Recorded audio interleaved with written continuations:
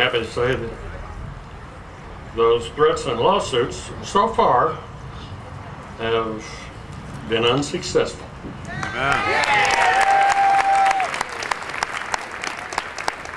But you should know that not all broadcast station owners are willing to stand up for those who would take away your rights. The Bond family, who own our local commercial radio stations here in the Valley, they do believe in the Constitution and they do fight to protect it.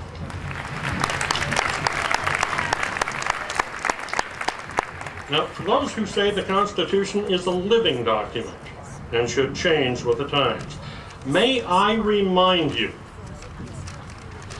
it is our Constitution that has for 334 years maintained the United States of America as the greatest hope for freedom in the world. That's right. We remain that today. There's no need to change the Constitution, and there's certainly no need for anyone to apologize. That's right. We are the most respected country on earth, and nothing that anyone will say or do is ever going to change that. That's right. You know, it was President Ronald Reagan who once said, facts have a way of discrediting what would otherwise be assumed to be the truth. And you never know when an indisputable fact will rear its ugly head. Remember when gasoline was feared to reach $5 per gallon and the heads of oil companies were hauled before a congressional committee to explain why gasoline prices were so high? California Congresswoman Maxine Waters thought she was about to get the best of an oil company executive when suddenly, from out of nowhere, actually it was out of her own mouth, a fact appeared. What guarantees are you going to give this liberal about how that will reduce the cost of gasoline at the pump if we let you drill where you say you want to drill? I can guarantee to the American people, because of the inaction of the United States Congress ever increasing prices unless the demand comes down, and the $5 will look like a very low price in the years to come if we are prohibited from finding new reserves, new opportunities to increase supplies. And guess what this liberal will be all about? This liberal will be all about socializing, basically taking over and the government running all of your companies. Yeah. Out of our own mouth. Well, they haven't taken over the oil companies yet, just a few banks, a couple of car companies, our entire healthcare system now. They're talking about demolishing the only financial system that we've ever known and replacing it with something that perhaps they saw in a Robin Hood movie. And yes, more and more and more taxes. By the way, I want to thank C-SPAN for broadcasting that congressional hearing. So here we are, perhaps feeling rejected, neglected, abused enough by those whom we have elected to bring us to the point of driving all the way to Lake Isabella. Standing in a vacant car lot, another business out of business, with our friends and neighbors to try to make it known that we're not going to take it anymore. We've had enough. We never authorized anyone to change our country from a representative government to a dictatorship. We know when we're being lied to. We know when we're being conned.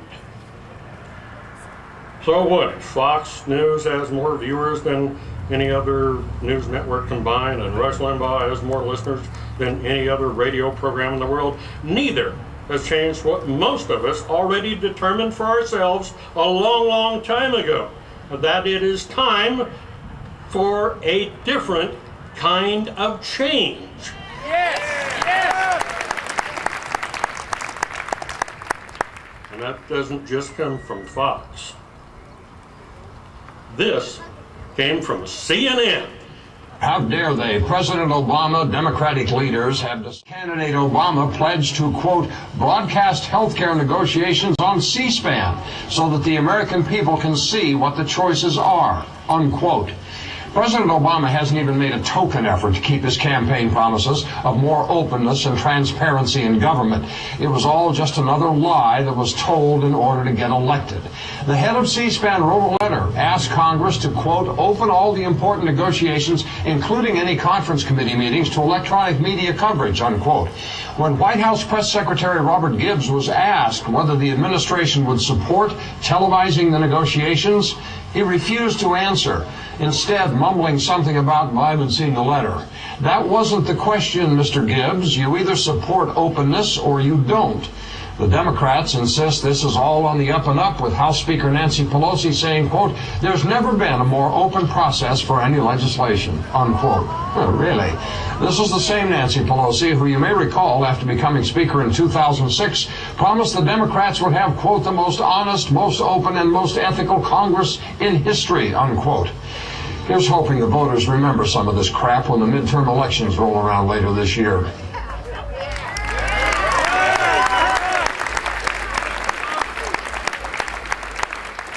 I really hope that didn't cost the guy his job. Sure, we want change, but not the kind of change that is being forced upon us. We want change back to the truth. Amen. Change back to decency. Change back to morality. Change back to self-reliance. Change back to self-respect.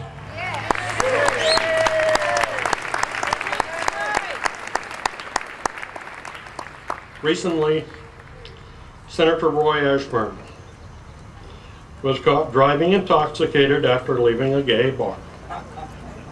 After a few days, he publicly admitted that he was gay. Several of his Democrat colleagues in the Senate chided him because he admitted that he was gay, and still he voted for Proposition 8, the California Defense of Marriage Act. Ashburn stated, and I quote, I voted for Proposition 8 because it's what my constituents wanted, Yes, unquote. that's right. That's what he did. That's what he did. Being gay is not the issue. Personally, I don't care if Senator Ashburn shows up in the state Senate wearing bunny slippers and a pink tutu. But as one of his constituents, as you are, I would ask him, did he really think we wanted him to drive drunk in a state vehicle paid for with our tax dollars?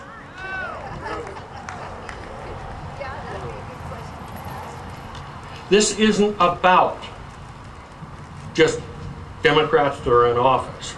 This is about Democrats, this is about Republicans, this is about the people that we have elected that just aren't doing right by we the people.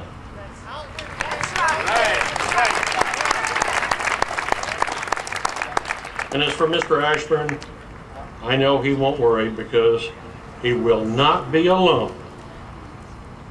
A lot of his friends and colleagues will no doubt be joining him when he leaves in November.